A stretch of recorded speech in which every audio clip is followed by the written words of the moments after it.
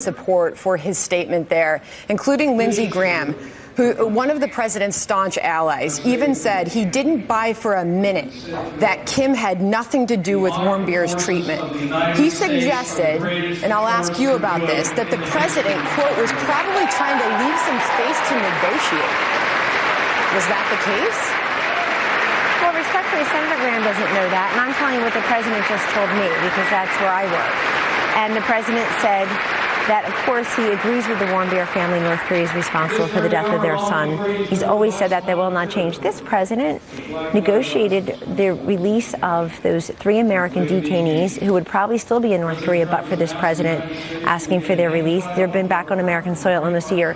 This president's leadership is why the vice president, who's standing behind me addressing CPAC while I'm speaking to you live, went to Hawaii to receive the remains of the fallen in Korea. And this president secured the release of Otto Warmbier, who was in an unforgivable and near-death condition in a coma, as I understand it, when he was reunited with his family and has suffered a senseless death that none of us will ever forget and, frankly, won't forgive.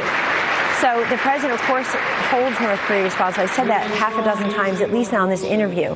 What he said is that Chairman Kim says he was not aware of what he believes Chairman Kim to have said is that he was not aware of what had happened to Otto Warmbier when it happened. I'm relaying to you what Chairman Kim relayed to the president. And I'm clarifying because I know how Twitter somehow has become an assignment editor for reporters. And if Twitter's going to blow up and say, oh, the president says North Korea is not responsible for Warmbier, then they're not paying attention to everything the president has done. Was Jared Kushner, was the president involved in Jared Kushner's security clearance process? We don't discuss security clearances. I'm not even going to discuss my own. But I will tell you that the president has the absolute right to do what was described, but we're not going to discuss that. I will tell you, as these stories are breaking, Jared Kushner was over in the Middle East. But we know that Ivanka Trump has weighed in on her husband's security clearance in the past, saying that the president was not involved. So she spoke about it then, and I'm just wondering what the White House is saying now. We only have a few seconds left. I'm sorry. Go ahead.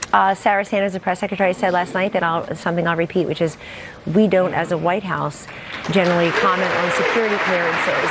If Ivanka Trump chose to comment, then she probably has knowledge that some of us do not have, so she has a right to do that.